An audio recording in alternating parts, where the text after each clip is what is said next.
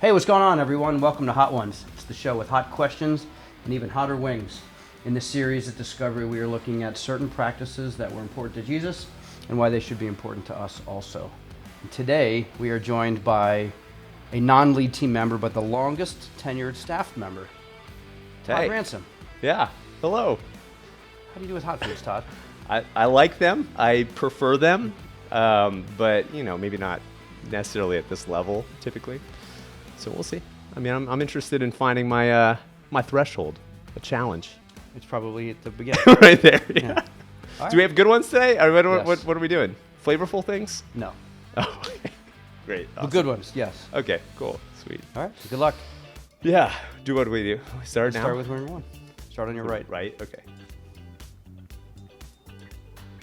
Oh, good.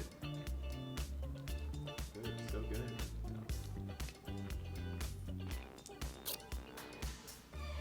You eat the whole wing? I haven't been, but you can.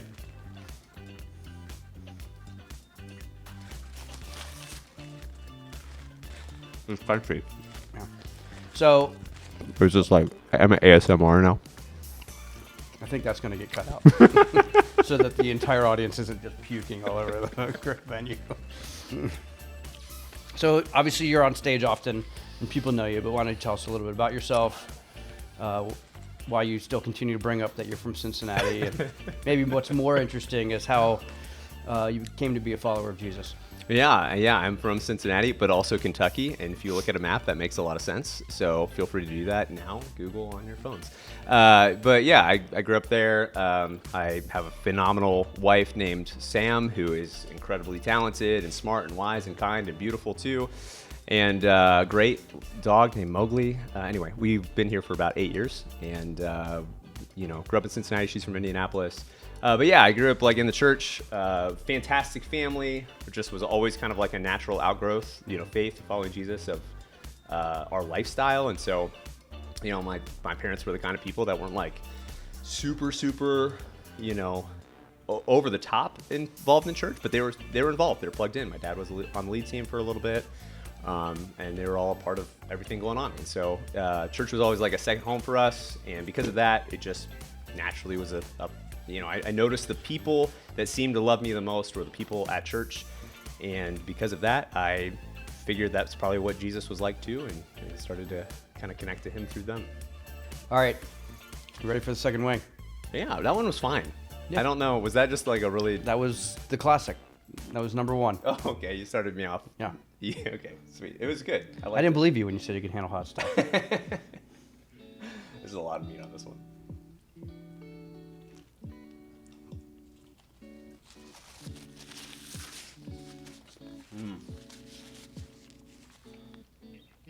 It's very habanero. Maybe. Not ghost pepper. Hard liquor. That's what it says. Turmeric. I take that every morning. So what does serving as community pastor mean to you?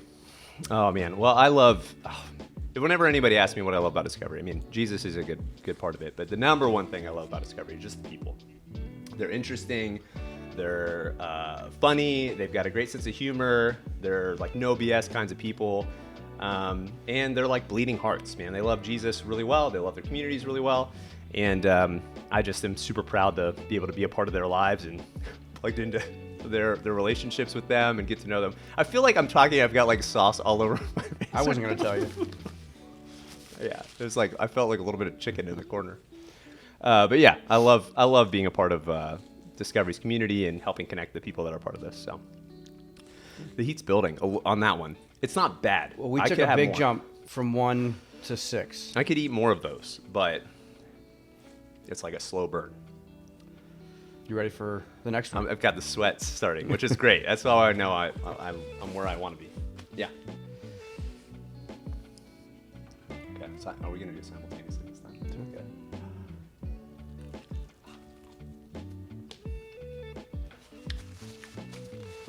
That one's also habanero-y. Are they all just going to maybe taste that way? What is that one? Whatever that one is. Cosmic Disco. That's a cool name. All right. Hot sauces, fireworks, and indie bands. They all have the coolest names. I'm going to go for a little bit of milk right now, though. Oh, wait. I suppose.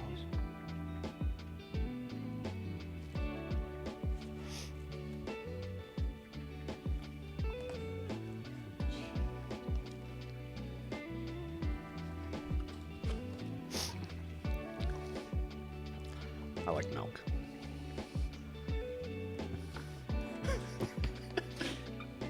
So the practice we're talking about today is love, which seems like an easy one, but the love of Jesus is totally different than everything else. So why is that? What is it? Why How'd the you milk describe make it hotter? The love of Jesus is...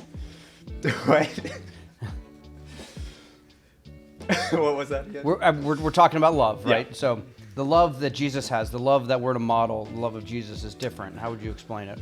I mean, I think the one thing that people underestimate more than anything else, especially in the church, underestimate is the scope and power of God's love. It's the core to his character, and it extends way beyond whatever we expect. I mean, we think we love things and people really, really well, but we can never fully comprehend the extreme ways in which he loves anybody we encounter. And so, I would just say it's the most incomprehensible and underestimated quality in the universe, and the most powerful. It's like a cosmic disco we're living in. How you're relating that love to cosmic disco, but well done. That's 'cause yeah, that's right. Are you ready for this next one? What is this one? This is the bomb, Beyond Okay. Insanity. Oh, sweet.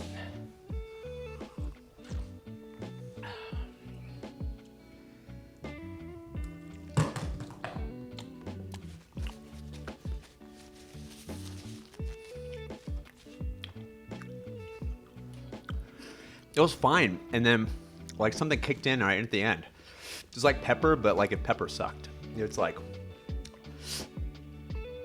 It's like uranium. oh yeah, is that what that tastes like? I can guess. Can you describe a time in your life when you have loved an enemy? It's hard to love you right now, Brad.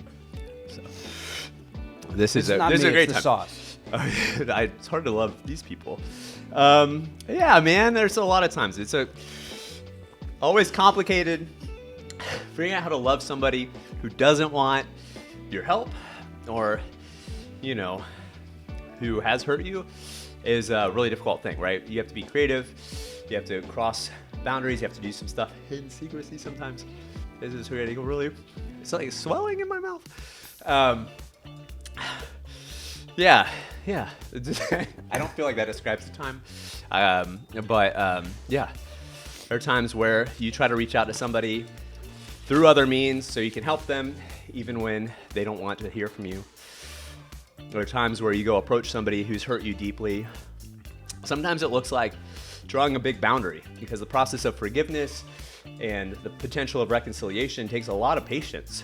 And so a lot of it is like learning to check your heart and your own resentment. How do you process that? How do you pray for them in ways that help change your attitude towards them? And over time, you grow in a way that maybe you can love them and do something really good and kind for them. It's like almost settling in to be a pleasant burn at this point. And I've got like snot coming out too, which is cool. Well, let's look reignite really that good. pleasant burn. Okay. What's next?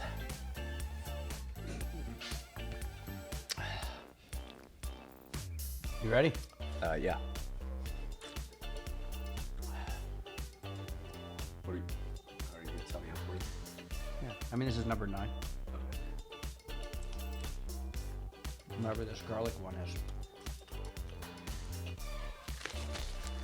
better flavor. Yeah. I don't know that I can taste much right now, but yeah. Sure. So how is it that this love of enemies was such an important part of the early church? I mean, it was like kind of an innovation of the movement of Jesus, right? The idea that our enemies aren't somebody that we should continue to push down, but it's somebody we should embrace or reconcile with or try to build a relationship with. And because of that, slowly over time, in a lot of cases, people that would have been their enemies or had been their enemies are converted into their friends. I've got like a legit sweet like sweat dribbling right here.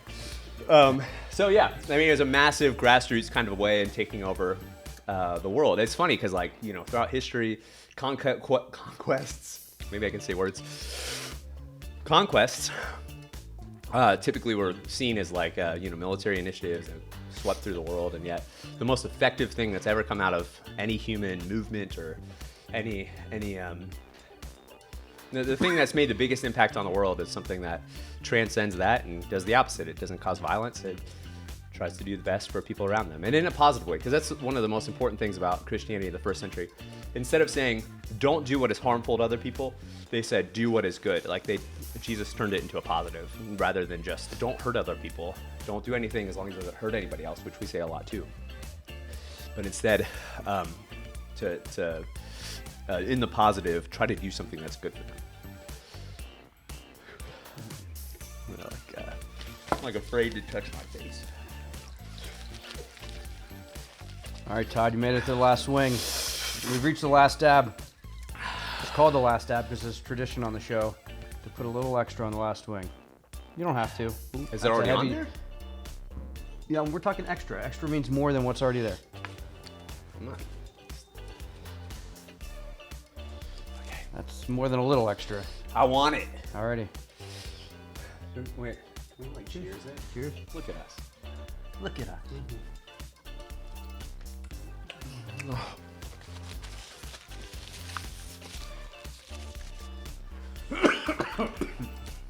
Yeah.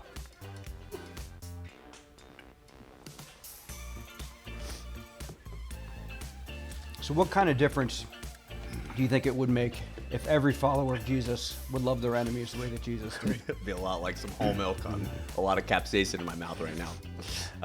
Yeah, I mean, I think it would reignite that movement. I mean, I think there's a reason that Jesus' teaching was so effective in transforming people and transforming the world. And so if we just, I mean, I act like it's an easy thing to do.